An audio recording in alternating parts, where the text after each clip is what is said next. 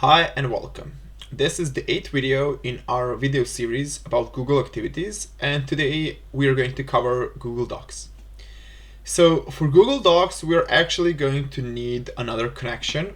So you would go to your orchestrator, navigate to your integration service, and add connection. We're just going to type Google Docs, and we're going to select it. So if you're already logged into your Google account, you just need to navigate through, allow UiPath to connect to your Google Docs, and you will have a successful connection.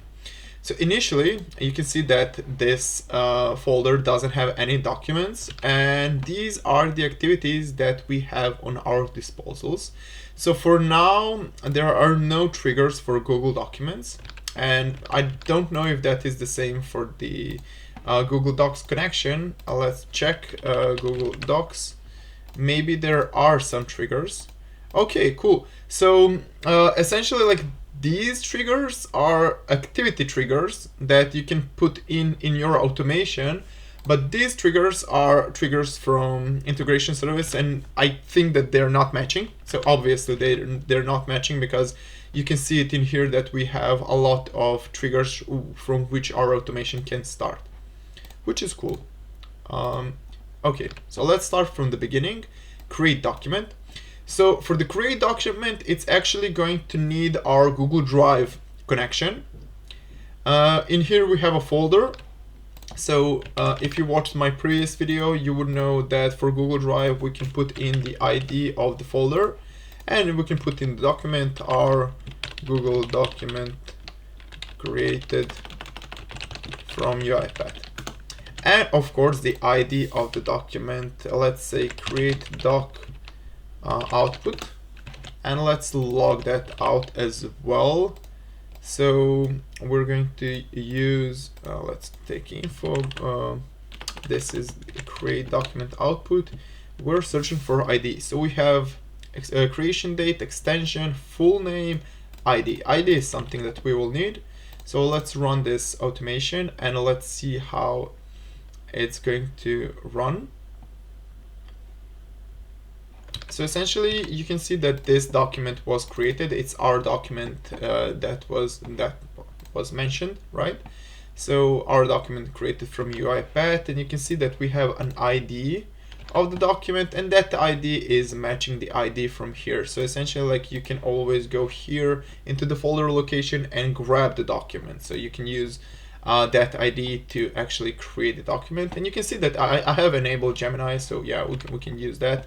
But let's go to our rest of our activities. So we covered the calendar, right? We have, okay, so read text, write text. Let's say write text for now. The document, we can navigate through and select the document, or we can use the ID, right? So we can use the ID that was mentioned in here. So the first, click it please.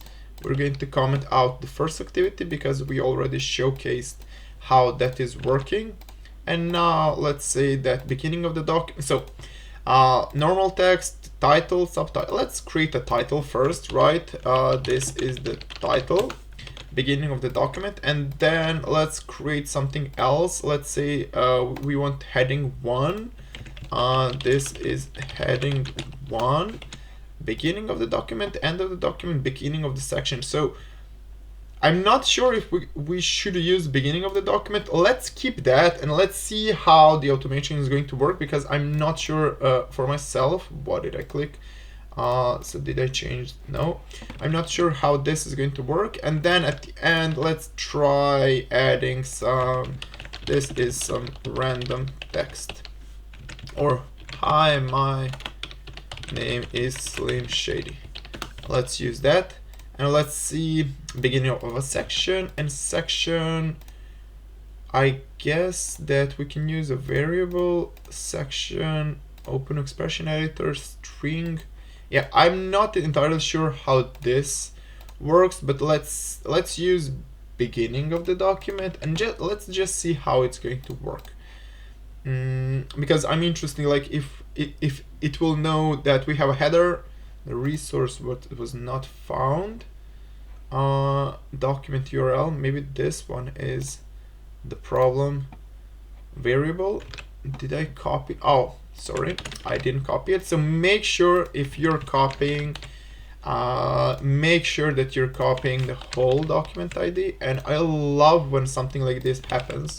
I love it, ironically, but I actually like it because it will showcase you as well, like what can go wrong, and like it's not a problem, right? It was not a big deal. This is the title, so this is heading 1, and then my name is Slim Shady. So essentially, like it doesn't know that this one, yeah, because we put in beginning of the document, so it doesn't know if it just needs to continue working on this.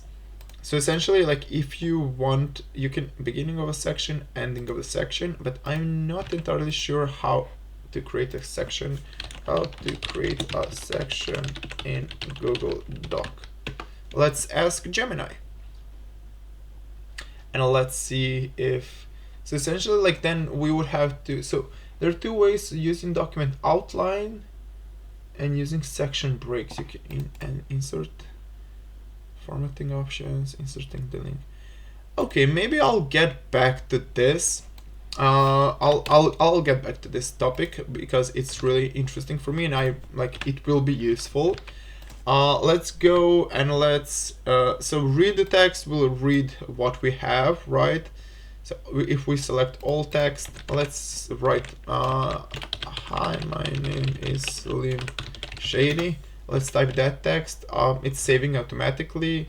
Let's use the document ID to read the text, and I'm guessing that as their text output, let's put in the, is it string? It should be, yeah, it is, as their text output.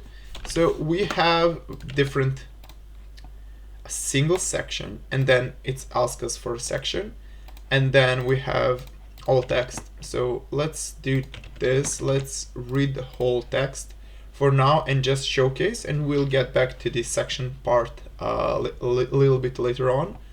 So it just have this, and then we have like the text, what is in the document, and like I don't know how this will act if we have some formatting, but it will probably not give us back the formatting. So this is maybe for future implementations or future versions of this package that we can get the formatting as well in the option like we have in the Google Sheets. Okay, this was the get text.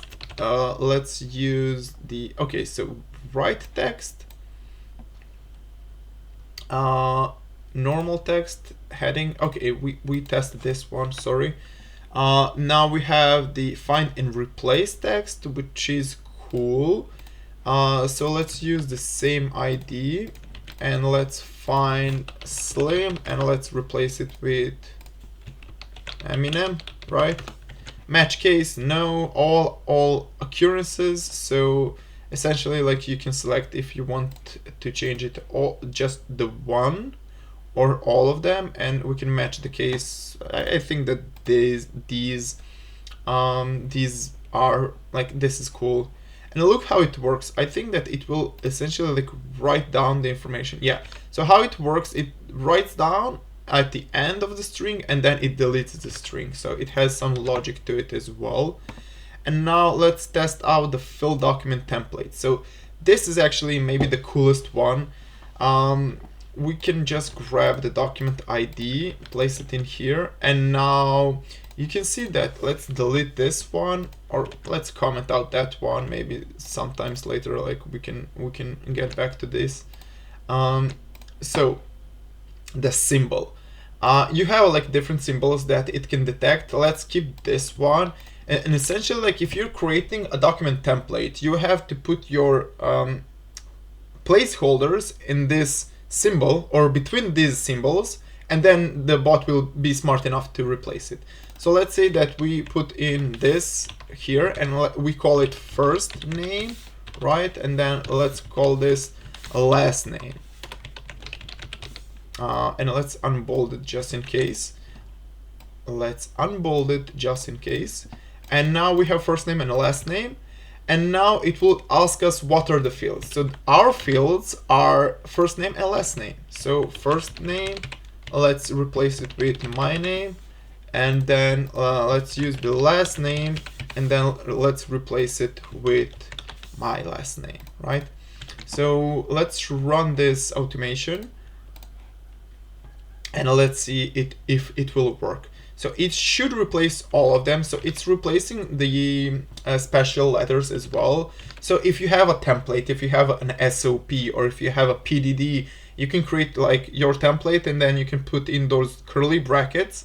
Or if you have, for example, an email template, you can use those, and you can replace the templates based on what you need, and then you can send out that document to your clients or use it for whatever. So yeah, those are the these ones. And we have the delete text. So I'm wondering like if this will also ask us for a section. Okay, so it is asking us for a section as well.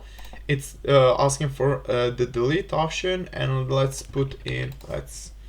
comment out let's keep this one, and let's see if it is fail safe. So let's see if this will break if it doesn't find anything, because in most of the cases for UiPath, like replace is fail safe. So yeah, let's keep that one, because I'm really interested if it will fail or not. And let's get Citizen, and yeah, let's try to replace it. Okay, to continue, we stopped at the delete text, and we wanted to check if this fill document template would work if it doesn't have anything. And in the meanwhile, I figure out how to use the section part. So let's focus on the delete text. So essentially, like, you can select it between you can select the text that you want to delete, and you can select the section that you want to delete.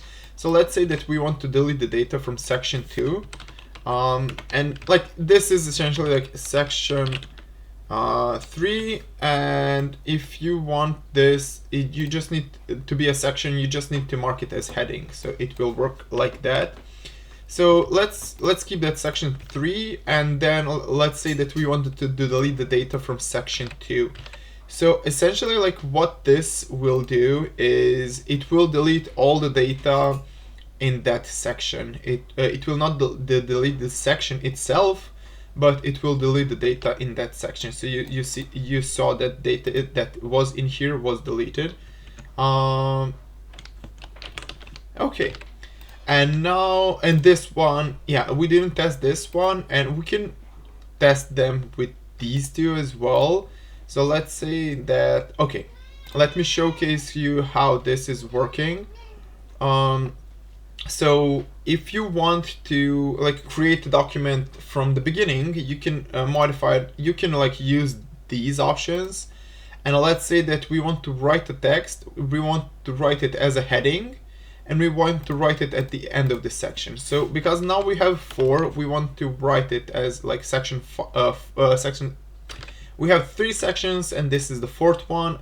So we want to write it under the 3rd one. So we will put like under the section 3, and this one would be text in section 4, and it would be at the beginning of a section, and our section would be section 4, actually, this one, right? So essentially, like, if I run these 2 activities, it will write down below this, and the text section 4 will be text in section 4 will be under the section 4 values, and these 2 will not break. So essentially, the activities are fail safe. If the replace doesn't happen, like, it will not break the automation. The delete text as well. I'm not entirely sure if we put section 5, then it would probably break. But let's run the activity like this, and then we can see what's actually happening. So let's see, section 4, text in section 4, and then nothing. So let's say that we want to delete from section 5, and like in my experience, this should break. It shouldn't be fail-safe because we're trying to delete from something that doesn't exist, or it's working. Okay, so even if we put the section where it doesn't, even if we run the delete text under the selection which there isn't anything, it will not break. But I'm assuming that if we want to run right under the section that it doesn't exist, then it should probably break. So let's run this right text and see if it will break, because there's no section 5, or it will just be failsafe. So it's failsafe. So most of the activities that we're using are essentially like failsafe. So if it will just not be recorded. It will just not be written because it doesn't know where to write. And let's see if there are any additional activities. So create text, delete text, fill document template, find and replace text, read text, and write text. So yeah, we went over each of them. We went over most of the use cases, over most of the properties as well. So we know now how to use the Google document activities that we have in our GSuite. And remember that we had to create additional connection for Google Docs, and we need the Google Drive for initially creating this document. So yeah, that's it. I'm really hoping that this was helpful. Please leave a like and subscribe. And until next time, happy automation.